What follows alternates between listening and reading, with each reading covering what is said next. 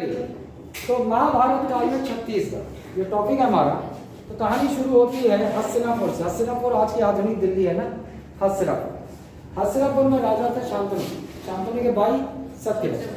ठीक, दोनों का पुत्र कौन? विचित्रवीर। विचित्रवीर की मृत्यु हो गई क्षय रोग से। कहानी है ना, इतना मतलब लिखना चाहो लिख लो, लेकिन ऐसे लिखना कहानी है, यहाँ से पता चलता नहीं बना। विचित्रवीर की क्षय रोग से मृत्यु हो गई, टीबी रोग से मृत्यु हो गई। तो इनके एक और जो बेटा मानते थे वेदव्यास, तो इनकी विचित्रवीर की दो पत्नी अंबिका और अम्बालिका। ठीक, तो वेदव्यास से बायोलॉजिकल फादर कौन हुए? वेदव्यास। वेदव्यास जो है अंबिका से उत्पन्न करते हैं धृतराष्ट्र को। किसको? धृतराष्ट्र। इससे धृतराष्ट्र उत्पन्न होते हैं और इससे होते हैं उत्पन्न पांडु। ये इससे उत्पन्न हुए। ठीक, अभी भी गड़बड़ वेदव्यास भी पैदा करी से धृतराष्ट्र है ना। और पांडु, तो पांडु यहू कमजोर दुर्बल है ना, यहू कमजोर दुर्बल, एक इसकी इच्छा रोग से होती है। ठीक, तो अब ये हो गया। अब धृतराष्ट्र बड़ा बेटा है और पांडु छोटा बेटा है, लेकिन धृतराष्ट्र अंदर। तो राज्य राजा कौन बनता है शांतनु के बाद? पांडु। ठीक, पांडु बन जाता है। अब धृतराष्ट्र के भाई कौन? गांधारी है ना। गांधारी और धृतराष्ट्र से कितने पुत्र उत्पन्न होते हैं? 100। इन्हीं में से एक पुत्र कौन?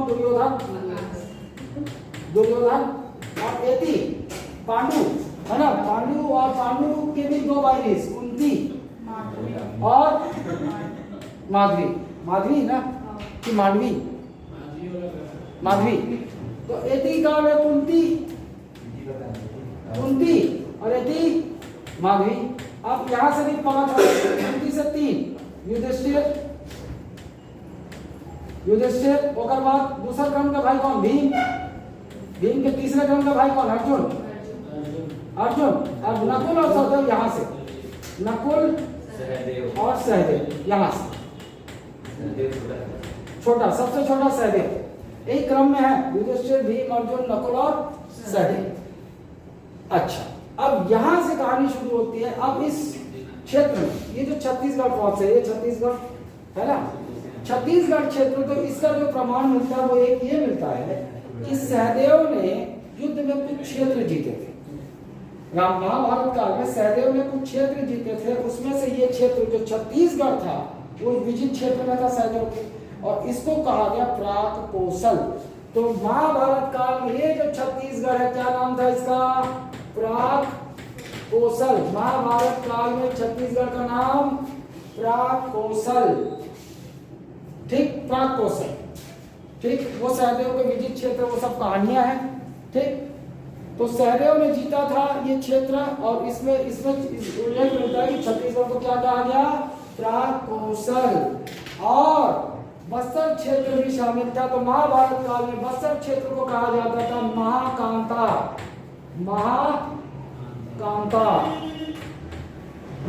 तो बस्तर को क्या कहा जाता है? महाकांता। रामायण काल में दंडकारण्य, और महाभारत काल में महाकांता। ये बात आपको ध्यान रखना होगा। ठीक है, महाकांता। अच्छा, और एक और जगह उल्लेख मिलता है कि कर्ण ने भी कुछ क्षेत्र जीते थे। कर्ण जानते हो ना, कर्ण कुंडलधारी। कर्ण ने भी कुछ क्षेत्र जीते थे। तो कर्ण के जो इस विजित क्षेत्रों में, इसका वर्णन कौशल के नाम से। इसका वर्णन, ये प्राक कौशल किसके? सहदेव के विजित क्षेत्र। प्राक कौशल किसके? सहदेव के विजित क्षेत्र में छत्तीसगढ़ को लेकर प्राक कौशल। और आगे चलकर कभी कुंडलधारी कर्ण भी क्षेत्र को जीतता है, और उसमें छत्तीसगढ़ को उल्लेख किस नाम से है? कौशल नाम से उल्लेख मिलता है।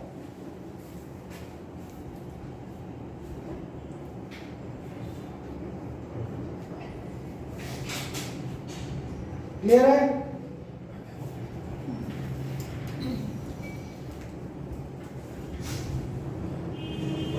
चलो, अब देखो थोड़ी कहानी आगे बढ़ती है। अब आपको पता है दुर्योधन जो है हमेशा से कलाकारी तो करता है, खेलता है। क्यों? क्योंकि राजा मेरे पापा को होना चाहिए था, है ना। लेकिन पांडु बन गया राजा, और पांडु का बेटा जो होगा, बड़ा बेटा, वही युवराज होगा, अगला राजा। तो शुरू से देखना बहुत सारी कलाकारियां करता है। एक बार भीम को जहरीला खीर खिला देता है ना। बहुत सारे ये कांड करता है। तो इसी बीच में देखो, अब मैं पहले स्थल लिख देता हूँ, महाभारत कालीन स्थल, उसके बाद कहानी से इसको जोड़ो। चलो पहले महाभारत कालीन स्थल देखो। सर एक करना वाला क्या है? एक करना कौशल वाला। कर्ण ने भी एक बार अपनी युद्ध में इन क्षेत्र को जीता था, तो कर्ण के विजित क्षेत्र में इस क्षेत्र का नाम कौशल के रूप में मिलता है, और सहदेव के विजित क्षेत्र में इस क्षेत्र का नाम प्राग कौशल के रूप में मिलता है। क्लियर है? आ जाए। अब देखिए,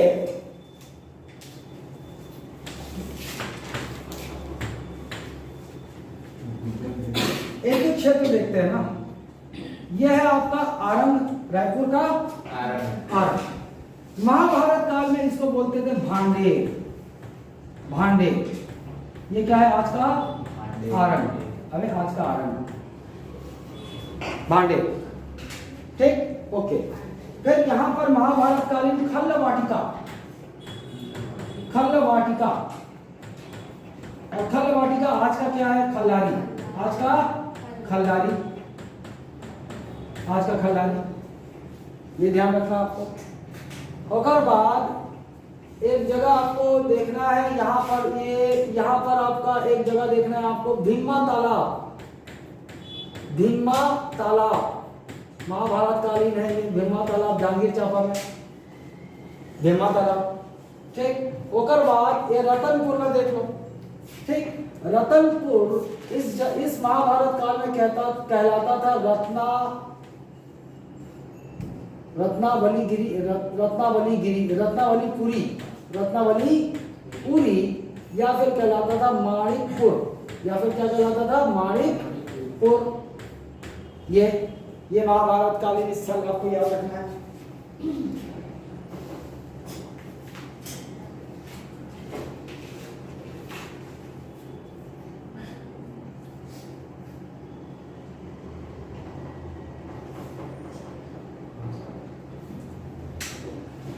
ठीक है, और एक और स्थल देखना है आपको, यही महासमुद्र का चित्रांगदपुर।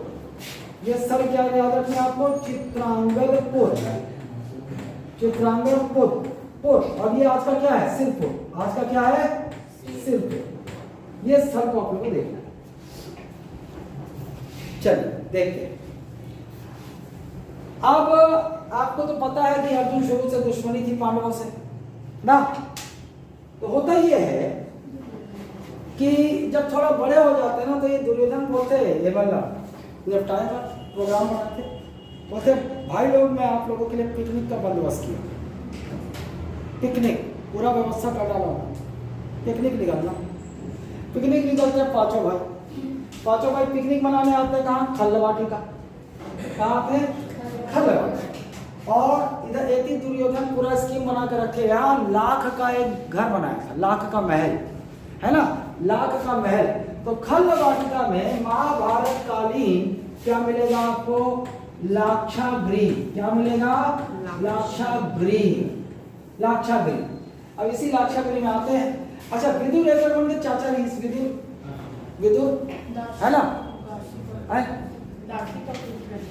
हाँ वही। अच्छा ध्यान है ना, विदुर चाचा भी थे ना। तो विदुर आते हैं, आप देखो विदुर प्लानिंग सुन लेता। जब दुर्योधन और शकुनी प्लानिंग कर रहे होते हैं, यमन ने निपटाना है, तो विदुर खूब चले सुन लेते। अब वो भी चाचा दोनों का है, इन दोनों का, पांडु और इनका दोनों का है ना। ये कुरुवंश या पांडुवंश, तो दोनों का चाचा है। अब आते देखो, डायरेक्ट तो नहीं बता रहा है, बोले ये छोटू युधिष्ठिर रहती है। जब आग लगता है तो चूहा कहाँ भागता है? बिल में भागता है बचने के लिए, है ना। तो हिंट देके चला जाता है। युधिष्ठिर के दिमाग में मेंटोस के बत्ती जली, इस साले दुर्योधन कब से अति प्रेम हो गए, बचपना से देखा तो साले षड्यंत्र रचा थे। तो ये समझ जाता है, हिंट को समझ जाते हैं। और ये लोग लाक्षागृह पहुंचते हैं। लाक्षागृह पहुंचते हैं तो ये लोग सुरंग खोदना शुरू करते हैं। पहले दिन से सुरंग खोदना शुरू कर देते हैं कि साला आग उग लगे, कोई षड्यंत्र हो तो हम बच के यहाँ से निकल सके। ठीक, अब खोदते समय भीम जोर से एक लात मारता है, 100 हाथियों का बल, गड्ढा हो जाते हैं। तो भीम खो, तो और क्या मिलेगा यहाँ पर? प्लस भीम खो। क्या मिलेगा? भीम खो। खो, और यहीं पर आपको एक भीम के पदचिन्ह भी मिलते हैं, भीम का पदचिन्ह। तो आपको खंड वाटिका में ये 3 रामायणकालीन शब्द, क्या क्या, एक तो खंड वाटिका में लाक्षागृह, एक आपका भीम खो, और एक आपका भीम का पदचिन्ह, ये यहाँ में। अब एवं बच निकलते ना, कैसे कैसे बच निकलते तो 2 साल का अज्ञातवास, मतलब ये लोग को डर रहता है, इन लोग को पता है कि षड्यंत्र रच रहा है युधिष्ठिर, अभी सही समय है नहीं, तो 2 वर्ष का अज्ञातवास में जंगल में भ्रमण करते रहते हैं, घूमते रहते हैं। अब घूमत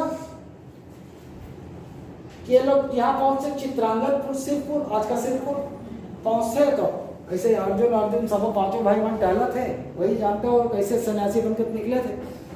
तो एती चित्रांगदपुर के राजा कौन रहे? चित्रांगद, चित्रवाहन या चित्रांगद। चित्रांगदपुर के राजा कौन? चित्रांगद या चित्रवाहन, इसीलिए इसको चित्रांगदपुर नाम है। एक बिटिया चित्रांगदा है ना, चित्रांगदा। अब अर्जुन ऐसे टहलत देख इधर मन दिखाते वहां गया अर्जुन है, चित्रांगद के पास पहुंच गया राजा चित्रांगद। मैं, अब जैसे लोग बताते भी कैसे इंट्रोडक्शन कर रहे, मैं अर्जुन पांडु पुत्र अर्जुन आपकी बिटिया चित्रांगदा का हाथ मांगता हूँ। चित्रांगदा वही यशस्वी राजा के पुत्र है, ले जा मोर बेटी ला।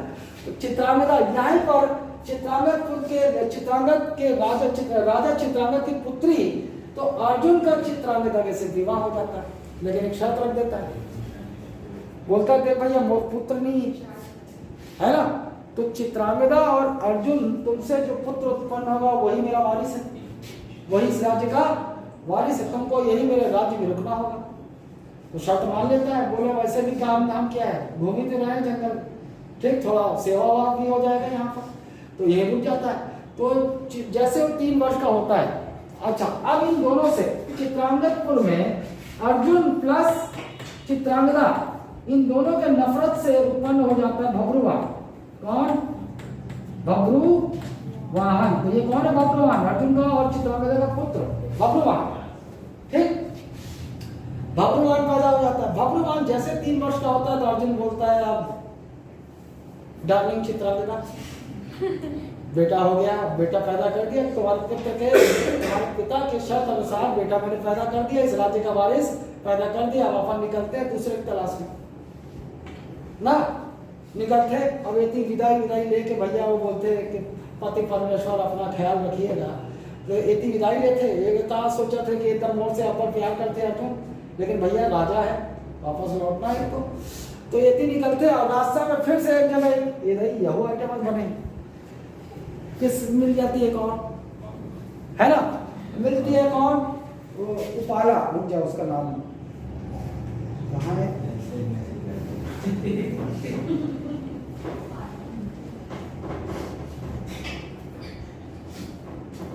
कहाँ पे उपाला, हाँ उलूपी। अब देखो निकलेश यदि अपन पहले वाले बाइला छोड़ के निकलेश यदि एक जना पसंद आ गए उलूपी है ना। तो ये नागवंशी राजा कौन थे? ये थे चित्रांगद नागवंशी राजा, और एक और नाग राजा थे, नाग राजा तक्षक है ना। तो नाग राजा तक्षक के बेटी ने देख ली, उलूपी ने देख ली, हम वहां गए तो फिर पहुंच गए तक्षक के पास, तो बेटी वहां पसंद आ गए, बोले कौन? मैं पांडु पुत्र अर्जुन, अच्छा ले जा। उलूपी के विवाह हो गए, दूसरा विवाह। अब उलूपी को पता चलता है, उलूपी अब इस पसंद तो आ गई, अर्जुन पसंद तो आ गया अर्जुन, लेकिन पता चलता है कि चित्रांगदा से पहले विवाह हो चुका है, तो उलूपी बहुत चिढ़ती है ना, किससे? सौतन, चित्रांगदा सौतन है ना। हालांकि सौतन ये है, पहली बार तो कौन है? चित्रांगदा, लेकिन ये उससे जलती है, तो भब्रुवाहन को भड़काती है अर्जुन की, भड़काती रहती, जय बोलती, देख तोर बाप तोर माला फसाइस और तो पैदा हो गए तो छोड़ के चल दिस है ना। तो भब्रुवाहन अभी गुस्से में कि साला मेरा बाप जो है मेरे को छोड़ कर चला गया। तो भब्रुवाहन अभी तमतमाया हुआ, बड़ा हो गया है भब्रुवाहन, तमतमाया हुआ, ठीक। अब उलूपी अभी क्या करती है? अच्छा इसी बीच में देखो, इसी बीच में ये पूरा 2 वर्ष का अज्ञातवास है, अज्ञात भटकते रहते हैं। भीम जो है ना हर रोज शाम को पूजा अर्चना करते थे, तो पूजा अर्चना करते उनको पूजा अर्चना के साफ पानी चाहिए था। अब मतलब कई बार ऐसा होता था कि साफ पानी मिलता नहीं था तो पूजा अर्चना नहीं हो पाता था उसका। तो भीम गुस्सा किसे किया कि मेरे पूजा अर्चना में रोड़ा हो रहा है। तुरंत 100 हाथियों का बल लेकर तुरंत फावड़ा लेके तैयार हो गए। बेलखंड तालाब खोद दी, भीमा तालाब, जागीर चापा भीमा तालाब ना। तो ये भीमा तालाब कहाँ है? जागीर चापा में। भीम ने खोदा इसको तो ये भीमा तालाब हो गया। ठीक, अच्छा अब इतनी देखो अभी ये अज्ञातवास पूरा हो गया। अब ये पांडव जो है बहुत लंबा समय हो गया, युधिष्ठिर पूरा राज्य हड़प दिए तो पहुंच गए, है ना। लेकिन अरे साले यार ये मन तो जिंदा है, मैं सोचो निपट गए, बढ़िया राजा वाजा बन के हसीनापुर में मौज कर रहा है। अब पहुंच गई से तो सारे बुढ़ा उढ़ा वो भीष्म पितामह भी जो है ना ये सत्यवती के बेटे है ना, अर्ध बेटे माने जाते हैं भीष्म पितामह जो थे। अब ये पहुंची, सब बोला भीष्म पितामह सबों को इकट्ठा करी। युधिष्ठिर को पसंद नहीं करते थे भीष्म पितामह क्योंकि वो असलंगी था ना। पांडव थोड़ा धर्मराज, युधिष्ठिर और ये सब ठीक पहुंच गए। अब वो अड़ गए लोग, नहीं राज्य तो देना पड़ेगा भैया। पांडु मेरे पिताश्री राजा थे तो बोला नहीं मैं ये तो दूंगा नहीं। तो फिर बुढ़े लोग सब भीष्म पितामह सब लोग वो तो उनके हस्तक्षेप से क्या हुआ, वो बोला अच्छा ये खांडवप्रस्थ तेरे, खांडवप्रस्थ बंजर जमीन वहां कुछ नहीं है तो हस्तिनापुर अपना रख लिया और खांडवप्रस्थ दे दिया इनको पांडवों को। और ये लोग फिर जो अब जो बोले कुछ नहीं से तो कुछ अच्छा है, खांडवप्रस्थ चल दिए लोग पांडव। और युधिष्ठिर बड़े भाई थे तो राजा कौन बनेंगे? सर वो बीच में द्रौपदी से तो शादी होता है ना, हाँ बीच में फिर आते हैं शादी होता है। हाँ नहीं तो पूरा द्रौपदी तो सब जानता है भाई होगा। अच्छा हाँ अच्छा ठीक, तो चलो द्रौपदी के विवाह भी हो गए है ना। अब एवं अभी आती जब वो दुर्योधन जाता मजाक बनते ना तो आती द्रौपदी। तो फिर अब ये अब बोली सी में तो कुछ नहीं है। तो आप लोगों को पता है इनके खास कृष्ण। अब जब भी कोई विपत्ति आए तो एमन पहुंच जाए प्रभु रक्षा, why to fear when Krishna is here, है ना। ये अपन यहाँ अंतरात्मा वो ऐसे आंखें बंद करते हैं फोन लगाते कल विश्वकर्मा होती फिर विश्वकर्मा प्रकट हो जाते तुरंत। कैसे याद किए प्रभु? देखो पांडव दुखी है कि खांडवप्रस्थ इनका वीरान है। विश्वकर्मा अपन काम में लग जाते, इंजीनियर हो समय के पूरा एकदम चकाचक महल वहल तैयार एकदम। खांडवप्रस्थ सब क्या बन गया? इंद्रप्रस्थ। खांडवप्रस्थ सब इंद्रप्रस्थ। तो हस्तिनापुर में दुर्योधन राज्य कर रहा था, इंद्रप्रस्थ में युधिष्ठिर ना। अब इंद्रप्रस्थ बन गए। अब इसको दुर्योधन को खबर लगती बोलता सारा आलिशान महल शीश महल उसमें बना। तो दुर्योधन पहुंचते तो वही पहुंचता तो पूरा कांच का महल होता है, गिर जाता है। वही द्रौपदी देख के खूब हंस से अंधा का बेटा अंधा, यही गलती कर दी, यहीं से भूमिका तैयार हो गया और ये दिल पे ले लिया। बल्कि सोचा भौजी मजाक कर रहे थे, भौजी मजाक कर इस तरह सोचना चाहिए था, लेकिन दिल पे ले लिया, है ना। अब यहीं से आपका कहानी शुरू होता है, आगे दुश्मनी की कहानी शुरू होती है। ठीक, तो यहां से अब देखो क्या होगा कि हो गया। अब ये लोग जो है राज्य अपना अज्ञातवास काट चुके हैं, है ना। अज्ञातवास काट चुके, अब वहां पहुंच चुके हैं। ठीक, अब उसके बाद आपको पता है ना 12 वर्ष का वनवास ये लोग भी भोगे थे। 12 वर्ष का वनवास और 1 वर्ष का अज्ञातवास। अब पूरा सेटल हो चुके हैं ना, समझ जाओ उधर सेटल हो चुके हैं। अब वहां पे पांडव राज कर रहे हैं। युधिष्ठिर मारा गया, आपको पता भीम है ना, भीम मारता है, भीम युधिष्ठिर को मारता है। कहाँ भीम को मारता है क्या? अरे यार हाँ उल्टा हाँ, भीम जो है दुर्योधन को मारता है, उसमें भी कृष्ण की सहायता है। क्यों? क्योंकि गांधारी जो है उसको भी एक बार होता है कि पहली बार जब अपना पट्टी खोल के देखेंगे अपने पुत्र को तो वो पूरा उसका वज्र का हो जाएगा, उसका पूरा शरीर वज्र का हो जाएगा। लेकिन ये बड़ा बड़ा हो जाता है ना, शर्मा के क्या करता है, पत्ता लपेट के आ जाता है। जबकि बोलती गांधारी की पूरा निर्वस्त्र आना मेरे सामने, निर्वस्त्र। लेकिन वही इतना बड़ा आप कैसे जाए तो पत्ता लपेट के आ जाते अपने गोटांग में। अब वो फिर गांधारी बोलती क्या किया तूने, ये क्या किया? मुझे ये वरदान एक ही बार था, मैं पहली बार तुझे देखती तो पूरा शरीर तेरा वज्र का हो जाता। अब वही कृष्ण याद दिलाते हैं, जब दोनों के बीच युद्ध होता है तो कृष्ण याद दिलाते हैं यहाँ मार यहाँ मार। फिर यही मानने से दुर्योधन की मृत्यु होती है। अब बढ़िया पांडव सेटल हो चुके हैं ना, पांडव इधर सेटल हो चुके। अब देखो क्या होता है कि इसी बीच में यहां से अब ये जो रत्नावलीपुरी है ना, यहां पर कौन है, यहां पर मयूर ध्वज है। कौन है राजा? मयूर ध्वज। और मयूर ध्वज का एक बेटा है कौन? ताम्रध्वज। ताम्रध्वज, मयूर ध्वज का बेटा ताम्रध्वज। अच्छा, अब यदि है चाहे भरत जाते, ठीक। अच्छा, इसी दौरान एक और चीज कि वो अश्वमेध यज्ञ अश्वमेध यज्ञ जानते हो, घोड़ा छोड़ देता है राजा। अश्वमेध यज्ञ में क्या होता है? घोड़ा छोड़ देता है। वो घोड़ा जहां जहां तक जाएगा वहां तक उस राजा को अधीनता स्वीकार करनी होगी, और अधीनता स्वीकार नहीं करेगा। घोड़े को जिसने रोका मतलब उसे युद्ध करना होगा, उसे युद्ध करना होगा। अब ये जहर तो भरे देखते कि अरे उसकी घोड़ा आते राज्य में रोक लेते, भब्रुवाहन है ना। भब्रुवाहन घोड़े को रोक लेता है, इसका मतलब क्या है? अर्जुन को आना पड़ेगा, अर्जुन को आना पड़ेगा। तो अर्जुन आते हैं तो युद्ध होता है ना, युद्ध होता है। भब्रुवाहन है पर अर्जुन का बेटा तो है, भब्रुवाहन निपटा देता अपने पिता, अर्जुन की मृत्यु हो जाती है इस युद्ध में, है ना। फिर क्या होता है? फिर वही अब दोनों विधवा हो गए ना, अर्जुन उलूपी और चित्रांगदा का। पता चलता है कि जहर कौन भरा? तो यही भरा है। तो उसके बाद चित्रांगदा बोलती है मैं कुछ नहीं जानती, जीवित। तो उलूपी क्या थी? नाग राजा तक्षक की पुत्री थी, वही इच्छाधारी नागिन। तो मणि का सवाल करते हुए अर्जुन को जीवित करती है। तो ये वाली कहानी इधर सब हो गए, समझ गए आप। तो आपको क्या याद रखना है? खंड वाटिका को आपको इसको कैसे कैसे याद रखना है? चित्रांगदपुर को किसकी राजधानी?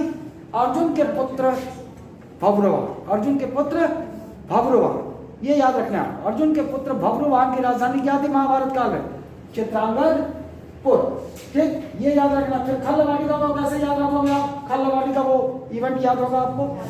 अच्छा, अभी आगे पर इसका स्टोरी जुड़ेगा, यहां तक क्लियर है? अब चलो, अभी ये लोग एक और अश्वमेध यज्ञ कराते हैं। घोड़ा पहुंचता है कहा? रतनपुर। अश्वमेध यज्ञ ना, अश्व पहुंचता है रतनपुर, और रतनपुर में राजा कौन है? मयूर ध्वज, है ना। मयूर ध्वज रोक लेते, ये भी प्रतापी राजा होता है, मयूर ध्वज रोक लेता है। अब मयूर ध्वज रोक लिया तो पता चलता अर्जुन को, क्योंकि अर्जुन के नेतृत्व में घोड़ा छोड़ा गया था। अर्जुन को पता चलता, अर्जुन अपनी सेना लेकर पहुंच गए यहाँ मयूर ध्वज के पास। अच्छा, और मयूर ध्वज से भी जब युद्ध होता है तो अर्जुन की फटी। मयूर ध्वज और पावरफुल, मतलब डोमिनेट कर रहा था अर्जुन के ऊपर, है ना। अब अर्जुन फिर पहुंचता, प्रभु एक ही है कृष्ण, मैं आपका परम भक्त हूं, है ना। और देखिए मेरी स्थिति क्या है, मयूर ध्वज मेरे ऊपर भारी पड़ रहा है। तो बोलता है नहीं भैया, वो भी मेरा वो वैष्णव मतावलंबी है और मैं भी परम भक्त है, मेरा परम भक्त है वो, है ना। तो मैं युद्ध नहीं करना चाहिए बल्कि मित्रता कर लो। लेकिन अर्जुन मानता नहीं, ईगो में, है ना। नहीं, घोड़ा रुका है, अश्वमेध और पांडवों से शक्तिशाली कोई और हो नहीं सकता। तो वो मानता नहीं, तो बोलता है अच्छा रुक, मैं तुम्हें प्रूफ करता हूँ, रुक। तो कृष्ण वेश धारण कर लेते वृद्ध आदमी का, और अर्जुन उनके बेटे युवा पुत्र का वेश धारण कर लेता। फिर इंटरकॉम लगाते, कौन अब आएगा सामने? अरे मृत्यु का देवता कौन? यमराज। यमराज। प्रभु आपने याद किया, एक काम करते, गेटअप चेंज करते, शेर बन। बोलते क्यों? कहानी बाद में समझाओ, पहले थे बन शेर, वो शेर बन जाता है, यमराज शेर बन जाता है। इधर कृष्ण बूढ़ा व्यक्ति और अर्जुन युवा पुत्र। अब ये पहुंचते हैं किसके? मयूर ध्वज के दरबार में। तो यहाँ पर जो है कृष्ण, जो वृद्ध व्यक्ति है कृष्ण, वो बोलते हैं महाराज न्याय कीजिए आप, ये सिंह है, ये मेरा पुत्र, रास्ते में जंगल में शेर ने मेरे पुत्र को पकड़ लिया, बोला मैं तो खाऊंगा, है ना। तो क्या है कहानी है ना, वहां वो शेर भी जो है पकड़ा, उस समय के शेर बहुत शरीफ थे, पूछते थे मैं तुम्हारे बेटे को खा लूं, आज्ञा दीजिए, आज्ञा दीजिए। तो बोले हाँ भैया, लेकिन आप, फिर मैंने निवेदन किया शेर से कि मेरे पुत्र को ना खाइए, लेकिन शेर से फिर शेर ने बोला कि भैया ना, इसके बदले मेरे को मानव मांस चाहिए, तुम्हारे पुत्र को एक ही शर्त पे छोड़ूंगा कि तुम मुझसे वचन दो कि मुझे दूसरे किसी मानव का मांस दोगे। तो ये बोले, तो मैंने बोल दिया कि हमारे राजा मयूर ध्वज बड़े प्रतापी बहुत दानी है, तो मैं आपके पास आया हूँ। तो मणिध्वज बोलता प्रजा है ना, दानी तो था। बोला ठीक है, अब जब ये ऐसा ये वचन दे चुके हैं तो मेरे पुत्र को ले लीजिए, शेर महोदय आप मेरे पुत्र को खा लीजिए, है ना। पुत्र कौन? ताम्रध्वज। अब शेर जो है वो बोलता है वो बोलते हैं कि दे भैया मैं ऐसे नहीं खाऊंगा। क्या पता तो आप अपने खुले मन से नहीं बोल रहा है तो खुद हत्या कर, फिर मैं खाऊंगा। तब अब वो मणिध्वज मान जाता है, आरी लेकर सिर की ओर से काटना शुरू करता है। काटते काटते नाक तक पहुंचता है, चीरते हुए पहुंचता है। तब तक मणिध्वज के बाईं आंख में आंसू निकल जाते। अब उसी समय कृष्ण वो वृद्ध व्यक्ति बोलते हैं, ना भैया देखो, दुखी आत्मा से दान मैं नहीं लूंगा, है ना। तुम्हारे आंखों में आंसू आया है, दुखी आत्मा से मैं दान नहीं। तो उसकी पत्नी जो होती मणिध्वज की वो समझाती, नहीं ये दुखी इसलिए है कि असल में अगर शेर को अगर मणिध्वज स्वयं आपके काम आ जाते तो परोपकार में इनका हिस्सा होता, बल्कि ये इसलिए रो रहे हैं कि मैं ये वृद्ध व्यक्ति की सहायता मैं स्वयं नहीं कर पाया, मुझे अपने पुत्र की बलि देनी पड़ गई। तो कृष्ण खुश हो जाते, वापस अपन स्वरूप में आ जाते, यमराज अपन स्वरूप में आ जाए, अर्जुन अपन स्वरूप में आ जाते। तो मैं तो तुम्हारी परीक्षा ले रहा था। फिर अर्जुन को बोलता, देखा कितना बड़ा भक्त, इसीलिए तुम पर डोमिनेट करना, है ना। क्या होते, बोला जीवन दान दे देते कृष्ण, है ना। इस प्रकार से दोनों में मित्रता, अर्जुन और मणिध्वज में मित्रता हो जाती है। तो ये है महाभारत कालीन वो स्थल। अब आपको क्या जानना है, महाभारत काल में छत्तीसगढ़ क्या कहलाता था? प्रागपुर। क्या कहलाता था? प्रागपुर। दंडकारण्य क्या कहलाता था? महाकाल। याद रखना है। अन्य स्थल देखिए आप, अन्य स्थल में आपको याद रखना है। अच्छा एक और चीज, अभी कहानी पूरी नहीं, इसीलिए आरी से काटा था ना, तो अभी भी कहा जाता है कि रतनपुर में आरी से चीरी गई लकड़ी से भवन कुछ नहीं बनता, आरी से नहीं चीरते वहां, है ना। और आगे चलकर आरी से चीरा गया था ना ताम्रध्वज का अंग, तो इसीलिए आगे चलकर इस क्षेत्र का नाम पड़ता है आरंग। देखो आरंग बोल रहे हैं, उस समय भांडे बोलते थे इसको। ये किसकी राजधानी? ताम्रध्वज की राजधानी। ये किसकी? मणिध्वज की राजधानी रत्नावलीपुरी। और ये आरंग, ये भांडे किसकी राजधानी? ताम्रध्वज। ये है आपकी ताम्रध्वज की राजधानी। याद रहेगा, ऐसे पूछेगा आपसे ना, महाभारत काल में ताम्रध्वज की राजधानी भांडे, जो आज क्या है आरंग, उसका नाम इसीलिए पड़ा है आरंग, क्योंकि ताम्रध्वज को आरी से काटा गया था, आरंग।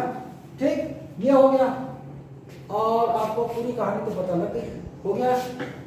ये महाभारत कालीन स्थल, ठीक है, ये हो गया।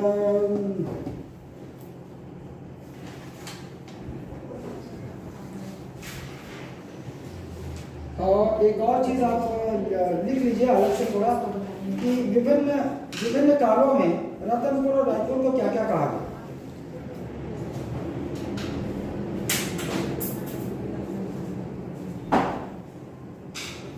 एक और चीज, गुंजी दबाव जरा भूल गया। ये देखो यहां पर, ये देखो शक्ति में क्या है? गुंजी में ही, और लोकल चले जाओ तो दबाऊ दरहा, इसको भी महाभारत काल से जोड़ा जाता ना, गुंजी दबाऊ दरहा। इसको ऐसे याद रखो कि हमारे पुरातत्व वेत्ता लोचन प्रसाद पांडे, गुंजी दबाऊ दरहा ना, तो पुरातत्व वेत्ता लोचन प्रसाद पांडे के अनुसार, देखो गुंजी दबाऊ दरहा, पुरातत्व वेत्ता लोचन प्रसाद पांडे के अनुसार उन्होंने गुंजी को महाभारत कालीन ऋषभ तीर्थ से की संज्ञा दी। तो गुंजी ये क्या कहलाता है? महाभारत काल में क्या कहलाता था? ऋषभ तीर्थ जानते हो कौन है ऋषभ तीर्थ?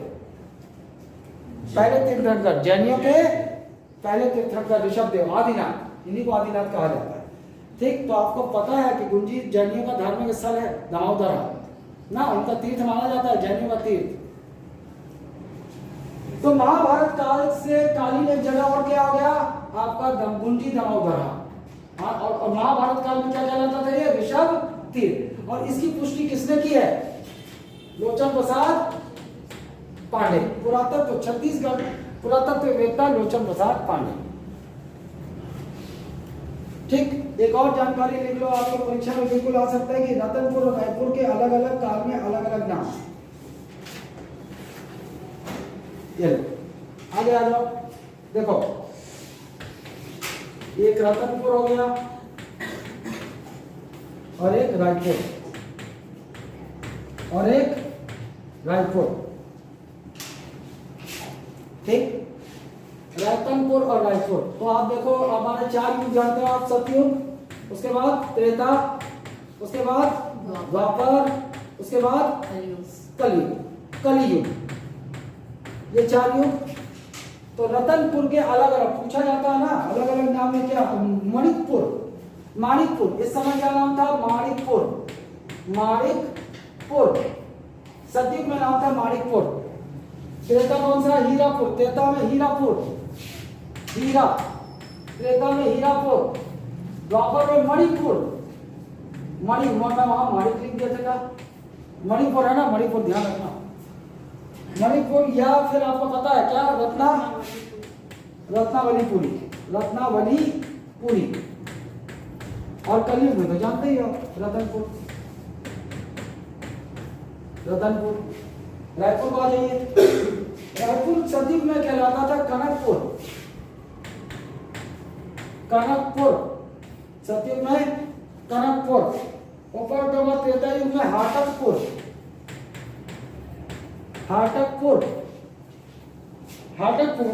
और आपके द्वापर में कंचनपुर, और आज जानते हो आप रायपुर।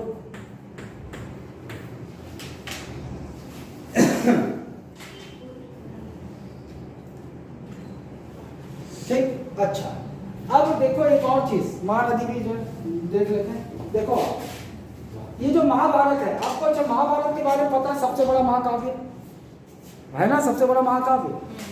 पहले ये कहलाता था जय संहिता, महाभारत क्या कहलाता था, जय संहिता। कितने श्लोक थे इसमें, पहले 8000 श्लोक, कितने श्लोक, 8000 श्लोक। उसके बाद आगे चलकर ये हो गया भरत संहिता, इसमें श्लोकों की संख्या जोड़ दी गई, कितना हो गया, 24,000 श्लोक, कितना हो गया, 24,000 श्लोक। आगे चलकर ये बन गया सहस्त्र संहिता, यही महाभारत, और इसमें कितने श्लोक हो गए, 1,10,000 श्लोक। ये याद रखो, कभी जानकारी होनी चाहिए, है ना। अच्छा, तो ये जो महाभारत महाकाव्य है, इसमें अलग अलग पर्व, जो अलग अलग खंड को नाम दिया गया है ना, तो इसी में एक पर्व है भीष्म पर्व, महाभारत के भीष्म पर्व। महाभारत का कौन सा पर्व, भीष्म पर्व। महाभारत के भीष्म पर्व में महानदी को क्या कहा गया, चित्रोत्पला। क्या कहा गया है, चित्रोत्पला। ये कौन है चित्रोत्पला, महानदी का नाम है, महानदी किस नाम से उल्लेखित है, चित्रोत्पला। अच्छा, तो महाभारत काल में महानदी को किस नाम से पुकारा जाता था, चित्रोत्पला। लेकिन अन्य भी स्रोत हैं जहां महानदी को चित्रोत्पला कहा गया। कुछ पुराने में देखो कौन सा, मत्स्य पुराण, ब्रह्म पुराण। देखो कुछ पुराण कौन सा, मत्स्य पुराण, ब्रह्म पुराण और स्कंद पुराण। ये पूछ लिया जाता है, स्कंद पुराण, मत्स्य पुराण, ब्रह्म पुराण और स्कंद पुराण में भी महानदी का नाम चित्रोत्पला के नाम से उल्लेखित है।